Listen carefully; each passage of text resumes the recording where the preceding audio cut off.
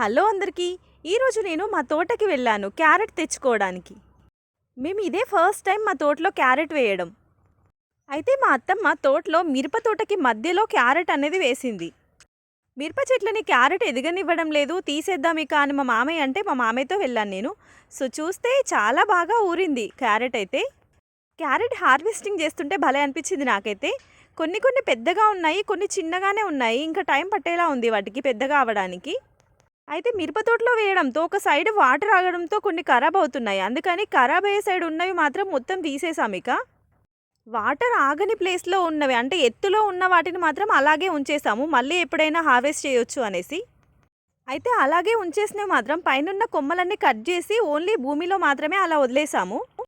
So ఈరోజు harvest చేసినవి అయితే ఇవి చూసారా ఎంత బాగున్నాయో. కొన్ని క్యారెట్స్ అయితే పింకిష్గా చాలా బాగున్నాయి.